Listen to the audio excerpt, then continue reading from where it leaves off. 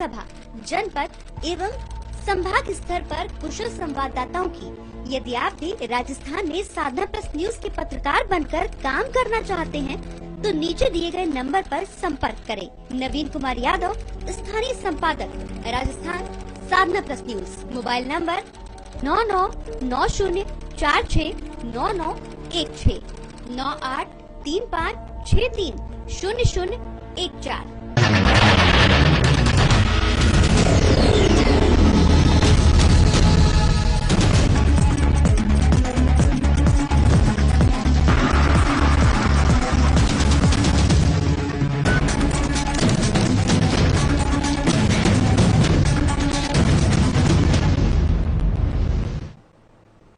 नमस्कार, आप देख रहे हैं साधना प्लस न्यूज। आपके साथ मैं अंजलि झा। आप सभी का स्वागत करते हैं हमारे राजस्थान के हमारे इस बुलेटिन में। राजस्थान की खबरों से रूबरू कराएंगे, लेकिन इससे पहले नजर डालते हैं आज की तमाम सुर्खियों पर।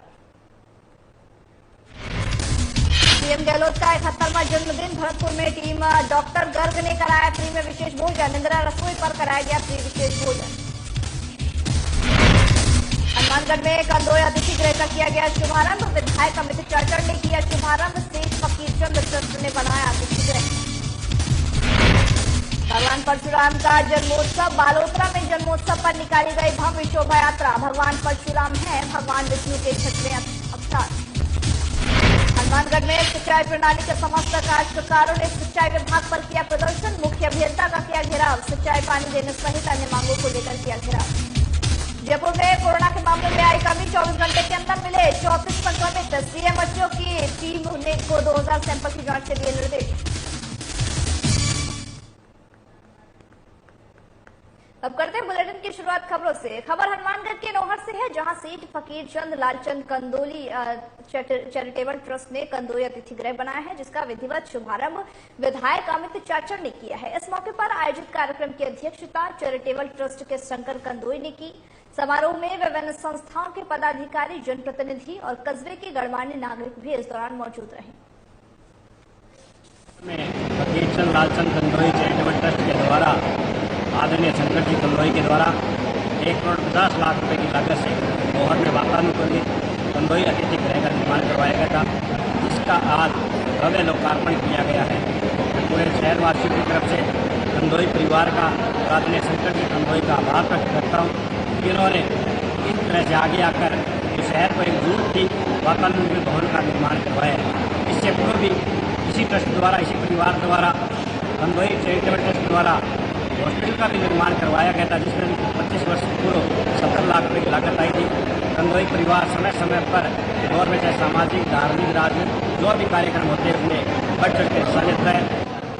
आज के इस समारोह में कंदोई अतिथि गृह के आज विधिवत उद्घाटन का जो शुभारंभ करने का काम MLA साहब से चचान साहब ने किया, और भी सभी अतिथिगण राजेंद्र जी चचान और सभी महुलाल जी चचान और सभी लोग उपस्थित रहे।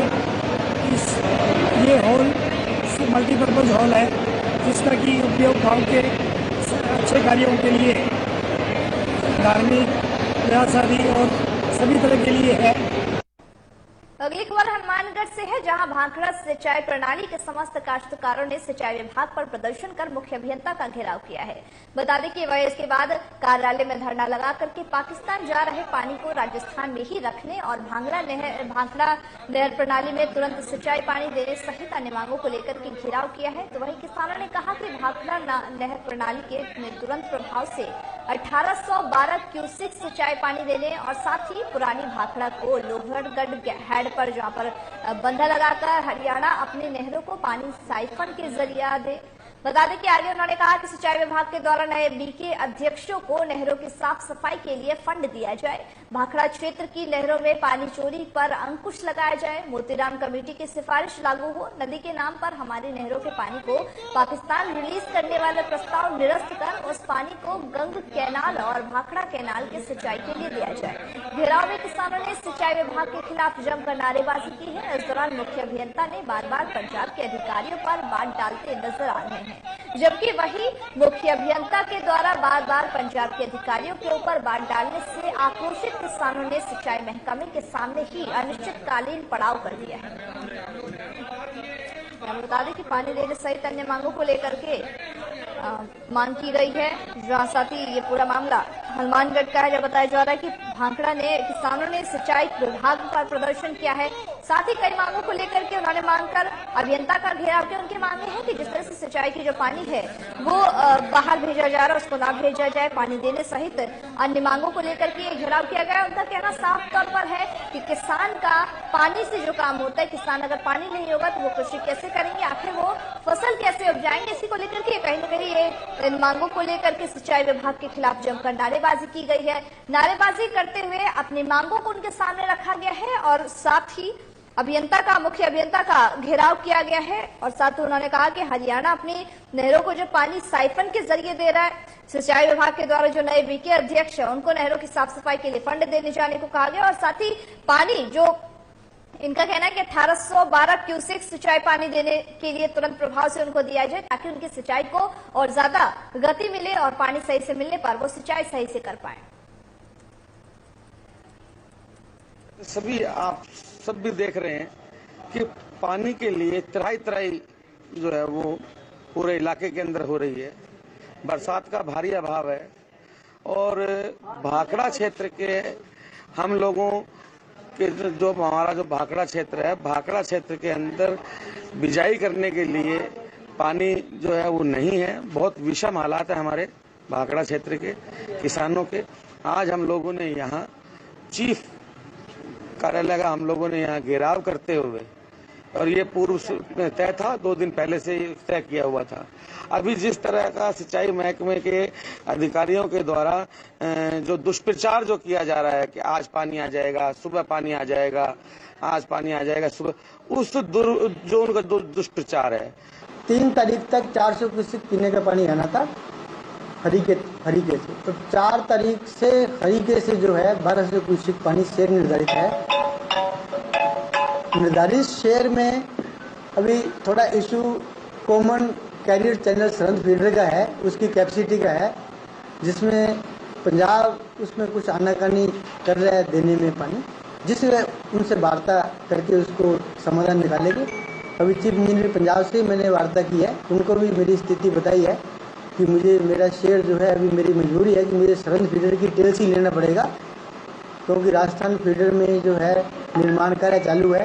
20 के बाद तो मैं शेयर मेरे राजस्थान फीडर से ले लूँगा, कोई इशू नहीं है। राहवास तहसील के ग्राम जीतपुर में 28 अप्रैल से चल रहे संगीतमय श्रीमद् भगवत कथा ज्ञान यज्ञ समापन के 7वें दिन महालक्ष्मी ज्ञान, दान धर्म, सुदामा चरित्र, कृष्ण सुदामा मिलन, विक्रसुर और साथ ही अन्य कथाओं के साथ संगीतमय प्रस्तुति और प्रवचनों के साथ कृष्ण सुदामा मिलन की सुंदर झांकियों का प्रस्तुतिकरण किया गया। आयोजन समिति के प्रवक्ता डॉक्टर विजय प्रकाश शर्मा ने बताया है कि हरिद्वार से पधारे और कथावाचक श्री 1008 श्री विवेकानंद जी महाराज द्वारा भावात्मक कथावाचन और प्रसंगानुसार जीवंत झांकियां निकाली गई हैं।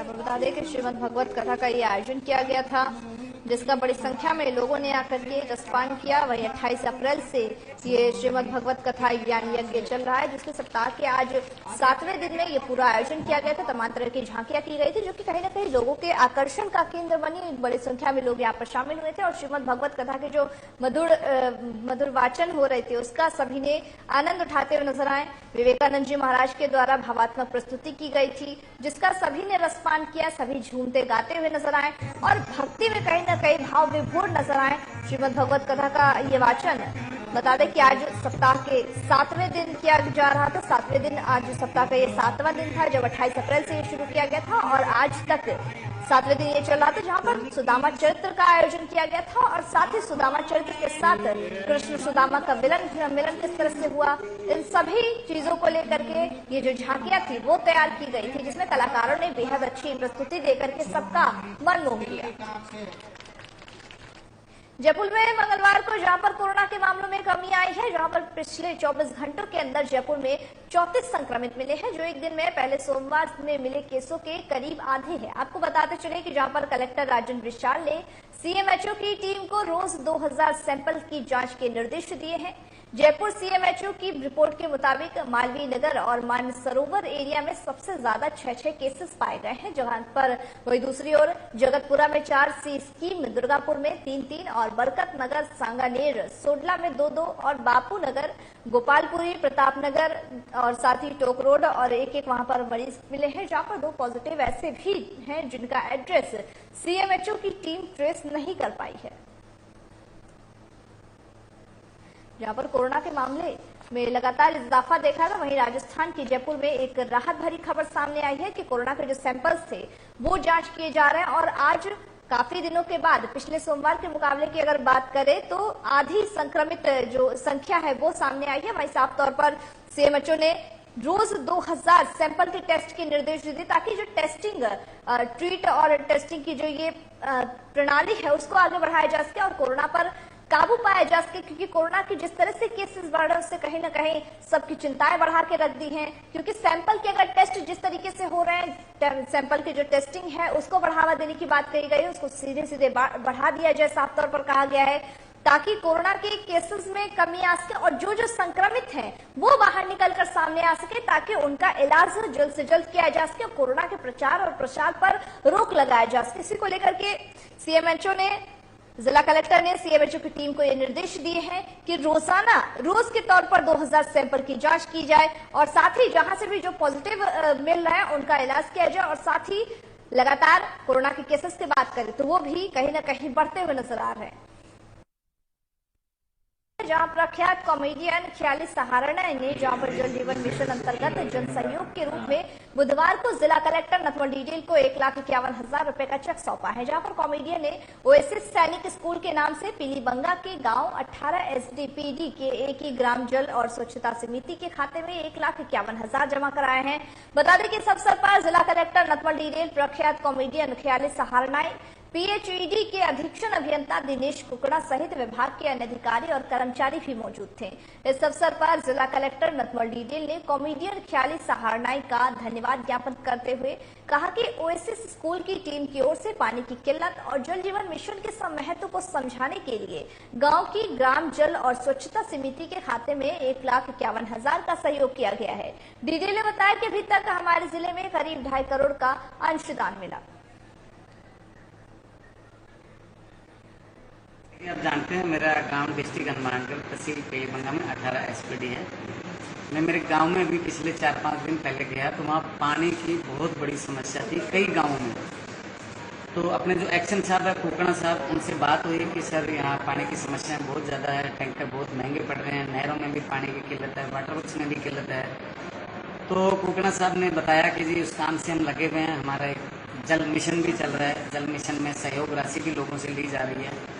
तो हमने भी सोचा कि जब 18 एसपीडी गांव का वाटर वर्क्स का अगर सुधार हो रहा है, 18 एसपीडी गांव की पंचायत में पीने के पानी देने के लिए पाइपलाइन, जोड़, जॉइंट, टूंटी, जो भी सुविधाएं सही हो करवा के और उन लोगों तक पानी पहुंचाया जाए, उसके लिए 1,51,000 रुपये सैनिक स्कूल, ओएसिस सैनिक स्कूल की तरफ से हमने ये डोनेट किया है। और आज कलेक्टर साहब से इसी विषय में मिलना हुआ। कलेक्टर साहब का ये मानना था कि पूरे जिले के लोग जागरूक हों और इस तरह के जो जल मिशन है उसके अंदर सहयोग किया जाए ताकि सरकार इसको अच्छे सुचारू रूप से करके गांव-गांव, गाने-गाने, घर-घर तक पानी पहुंचा सके। ख्याली जी सारण जो कि पूरी इस समय में यही कहूँगा कि पूरा भारत जिनको जानता है कि कॉमेडियन और मंच के किरदार हैं और काफ़ी अच्छा नाम कमा चुके हैं। तो इस ओएसिस सैनिक पब्लिक स्कूल के जो पूरी टीम हमारे पास में आई है और आज के समय में पानी की किल्लत और जल जीवन मिशन के महत्व को समझते हुए इन्होंने अपनी संस्थान की तरफ से जो गांव की village water and sanitation committee है उसके खाते में 1,51,000 रुपये का सहयोग दिया है। क्योंकि जल जीवन मिशन को लागू करने में जिले की जो स्थितियाँ हैं उस अनुसार लोगों से 5 से 10% तक का कॉन्ट्रीब्यूशन लिया जाता है और इसी परंपरा में आज ख्याली जी ने जो नया कार्य किया है उससे मैं समझता हूँ कि इनकी गांव में, पंचायत में इस योजना को लागू करने में हमें सकारात्मक सहयोग मिलेगा। कोटा जिले के पंचायत समिति इटावा की ग्राम पंचायत खातौली में तेज गर्मी में करीब 3-4 नरेगा मास्टर रोल की साइट चल रही है, जहां बता दें कि जिससे ना तो नरेगा जो मजदूर हैं उनके लिए छाया के लिए कोई टेंट वगैरह की व्यवस्था की गई है और ना ही मनरेगा के जो मजदूर हैं उनको सुबह 6 बजे से लेकर के दोपहर के करीब 1 बजे तक साइट पर काम करना होता है। लेकिन पूरी मेहनत करने के बावजूद भी नरेगा के जो श्रमिक हैं उनको 100 से 200 रुपए दिए जाते हैं, जबकि सरकार द्वारा प्रत्येक नरेगा मजदूर को 220 रुपए के आसपास की मजदूरी देने का प्रावधान दिया गया है। और इसी नरेगा योजना में केवल 60 साल की उम्र से नीचे की महिलाओं से ही काम करवाया जाता है। लेकिन इसकी जानकारी ली गई तो पाया गया कि एक 60 साल के ऊपर की महिला से भी नरेगा में मजदूरी करवाई जाती है, जिसकी 2 दिन पहले अचानक ही तबीयत खराब हो गई थी। उसके बाद फिर उसे सरकारी अस्पताल में ले जाकर के वृद्ध महिला का इलाज करवाया गया, जिसके बाद महिला को नरेगा में काम करवाया गया। इन सब मामलों में जवाब देने के बजाय नरेगा के मजदूरों को ही धमकाते हुए नजर आए हैं।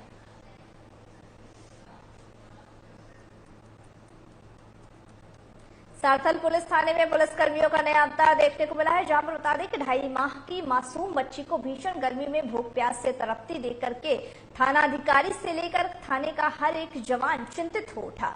मामले की जानकारी देते हुए थानाधिकारी महावीर किरार और एएसआई हरिशंकर नागर ने बताया है कि 2.5 माह की मासूम के लिए पुलिस थाने पर तैनात दोनों महिला कांस्टेबलों ने यशोदा मां बनकर के बारी बारी से आंचल का दूध पिला करके मासूम बच्ची की जान बचाई है।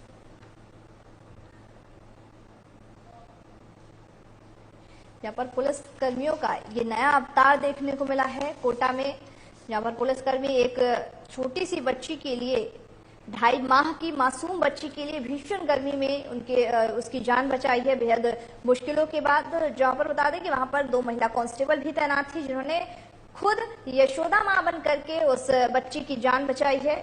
पुलिसकर्मियों का ये एक अलग ही इस दौर में अवतार देखने को मिला है, जहां पर 2.5 साल की मासूम बच्ची जो कि भीषण गर्मी से तड़प रही थी, तो उसे थानाधिकारी थाने का हर एक जवान वहां पर चिंतित हो उठा उसको देख करके, और उसको किस तरह से उसको बचाया जाए, उसको किस तरह से खुश रखा जाए, उसको किस तरह से केयर की जाए, उसको लेकर के सभी के सभी पुलिसकर्मी जो थे वो वहां पर तैनात नजर आए।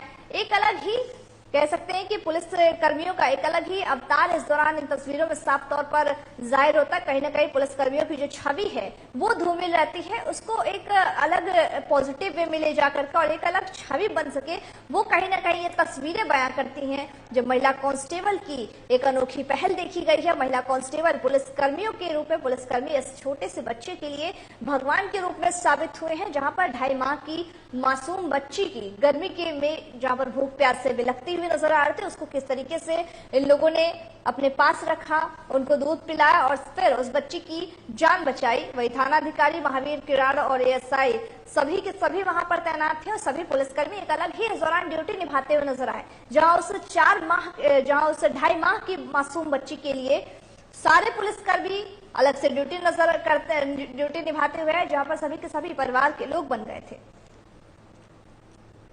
खबर हनुमानगढ़ के नोहर से है, जहां कस्बे के वार्ड नंबर 19 में स्थित एक बंद मकान में एक व्यक्ति का शव संदिग्ध अवस्था में मिलने से सनसनी फैल गई है। वहीं मौके पर पहुंची पुलिस ने शव को बाहर निकलवाया। मिली जानकारी के मुताबिक यहां पर बाजार पोस्ट ऑफिस के पीछे गली में एक बंद मकान में भयंकर बदबू आ रही थी, जहां पर पड़ोसियों को घर में कोई हलचल नहीं होने पर शक हुआ तो इसकी सूचना पुलिस को दी गई। सूचना मिलने पर थाना प्रभारी रविंद्र सिंह नरूका मौके पर पहुंचे। पुलिस ने बंद मकान के ऊपर चौबारे से देखा तो अंदर सड़ी गली अवस्था में एक शव पड़ा हुआ दिखाई दिया। मामले की जानकारी मिलने पर मौके पर लोगों की भारी भीड़ जमा हो गई, जिसके बाद पुलिस ने शव को बाहर निकलवा करके पोस्टमार्टम के लिए राजकीय चिकित्सालय के मोर्चरी रूम में रखवा दिया है। पुलिस ने बताया कि मृतक का नाम मनोज पंडा था। मृतक मनोज की मां बाहर गई हुई थी, जिसे सूचना दे दी गई है। मृतक की मां के आने के बाद ही आगे की कार्रवाई की जाएगी। यहाँ पर बताया यह भी जा रहा है कि मृतक मनोज यहाँ अपनी मां के साथ रहता था और कुछ दिनों से उसकी मां बाहर गई हुई थी, किसी दौरान यह हादसा हो गया।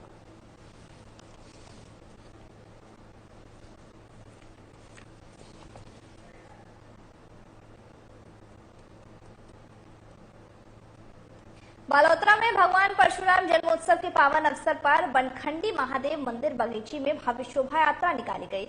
इस शोभा यात्रा में केंद्रीय कृषि और कल्याण मंत्री कैलाश चौधरी, महंत निर्मल दास कनाना मठ और साथ ही महंत परशुराम गिरी जी इसके साथ ही कई गणमान्य लोग भी इस दौरान मौजूद हैं और झंडी दिखा करके इस पूरे आयोजन की शुरुआत की है। जानकारी देते हुए राजस्थान ब्राह्मण महासभा अध्यक्ष भवानी शंकर गौड़ ने बताया है कि भगवान परशुराम हमारे सनातन धर्म में बेहद महत्वपूर्ण और सर्वपूज्य माने जाते हैं। भगवान परशुराम सप्त चिरंजीवियों में से एक हैं। परशुराम के चरणों में कोटि वंदन करते हुए सभी ब्राह्मण समाज से मेरा निवेदन रहेगा कि कल आप सभी युवाओं से विशेष करके निवेदन रहेगा कि आप ज़्यादा से ज़्यादा संख्या में पधार कर भगवान परशुराम जयंती कर इस जन्मोत्सव पर आप पधार कर इस रैली की शोभा बढ़ाएं और ब्राह्मण महासभा की एक ताकत को सभी एकजुट होकर आप पधारें। परशुराम की जय। मैं धर्मेंद्र दवे समस्त ब्राह्मण बंधुओं से निवेदन करता हूँ कल 3 मई को होने वाली भव्य वाहन रैली में समस्त ब्राह्मण बंधु, समस्त वर्ग के बंधु, समस्त हिंदू धर्म, समस्त सनातन धर्म परशुराम जयंती के उपलक्ष्य में ज्यादा से ज्यादा संख्या में पधार कर इस रैली को सफल बनावे और अपनी एकता और संगठन को मजबूत बनाने में सहयोग करें। धन्यवाद।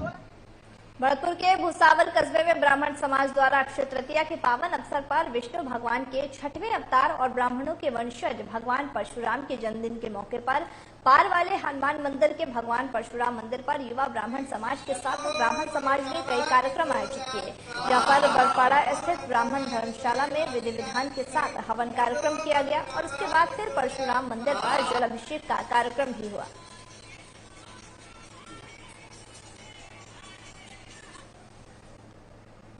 लालसोट में परशुराम जन्मोत्सव के शुभ अवसर पर दुग्धाभिषेक, विशेष पूजा अर्चना, हवन और कन्या भोज का आयोजन किया गया, जहां पर ब्राह्मण समाज के साथ भगवान परशुराम मंदिर ट्रस्ट, ब्राह्मण युवा परिषद, सर्व ब्राह्मण महासभा, राजस्थान ब्राह्मण महासभा, गौड़ शरणाध्य ब्राह्मण समाज के लालसोट के तत्वाधान में ये कार्यक्रम किए गए। इस अवसर पर मंदिर पर भव्य आकर्षक सजावट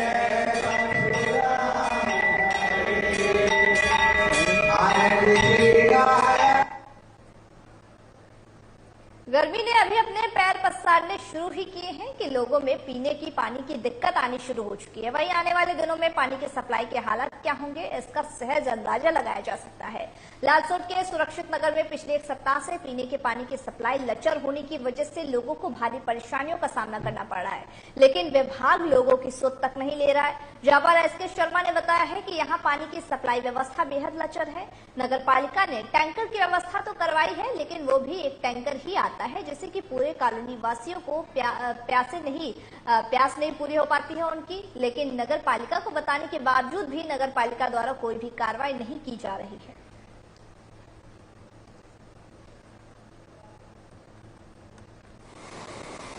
आज हम ईओ मैडम नगर पालिका लालसोट में सुरक्षित नगर में हो रही पानी की समस्या को लेकर गए थे।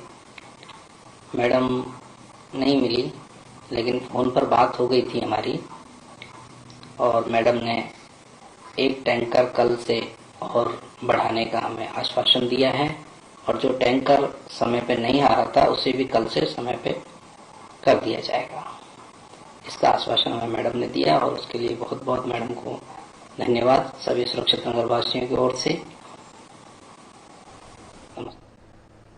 कोटा जिले की रामगंज मंडी क्षेत्र में मां बाप अपने बच्चों की शादियों में फिजूल खर्ची करने में कोई कसर नहीं छोड़ते, तो वहीं दूसरी ओर समाज सुधारक के रूप में उभर रहे आध्यात्मिक संत रामपाल महाराज के अनुयायी अपने बच्चों का दहेज मुक्त जहां पर विवाह करने के लिए समाज को एक नई दिशा की ओर ले जा रहे हैं। ऐसा ही एक मामला रामगंज मंडी शहर में देखने को मिला, जहां पर संत रामपाल महाराज के अनुयायी राजेंद्र दास की बेटी आशा दासी का विवाह लालचंद दास के साथ, बेटे के साथ रामबाबू दास के साथ संपन्न हुआ।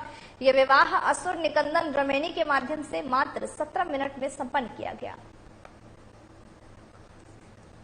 यहाँ पर बता दें कि जहां पर एक और समाज में दहेज खत्म नहीं हो रहा, तो वहीं दूसरी ओर बिना दहेज की किस तरह से दहेज मुक्त को किस तरह से आगे बढ़ाया जाए, इसी को लेकर के तमाम तरह के पहल किए जाते हैं। वहीं कोटा का ये मामला है जहां पर बच्चे अपने बच्चों में फिजूल खर्ची जहां एक और माँ बाप करते हैं, तो वहीं दूसरी ओर एक अलग पहल देखने को मिली है। इस तहत ही जहां पर बिना दहेज के विवाह ये संपन्न हुआ है, संत के विचारधाराओं पर चलकर ये शादी कराई गई है। रामगंज मंडी शहर में ये मामला देखने को मिला है, जहां पर संत रामपाल महाराज के अनुयायी राजेंद्र दास की बेटी की शादी थी और किस तरह से इस पूरे विवाह को शांतिपूर्वक तरीके से बिना दहेज के साथ इस पूरे आयोजन को संपन्न किया गया। समाज सुधारक के रूप में आध्यात्मिक संत रामपाल महाराज उभर रहे हैं और उन्हीं की यहाँ पर अपने बच्चों की दहेज मुक्त शादी किस तरीके से कराई जाए उसको लेकर के लगातार वो इस तरह के पहल करते हुए नजर आ रहे हैं।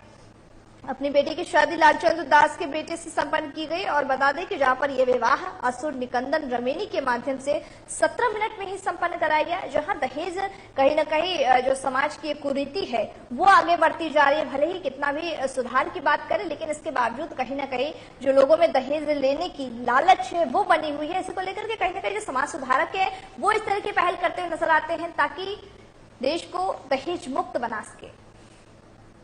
सर बहुत अच्छा लग रहा है मेरे को तो, क्योंकि आज के समय में बेटी को पढ़ाने में पैसा खर्च हो जाता है। मैं एक साधारण सा इंसान हूँ, मजदूरी करता हूँ और इतनी महंगी शादी कर भी नहीं सकता। लेकिन मैंने संत रामपाल जी महाराज जी का जो ज्ञान है वो ज्ञान समझ के ही इसका आधारित ही मैंने ये फैसला लिया कि मेरी बच्ची को दहेज मुक्त विवाह करना चाहता हूँ।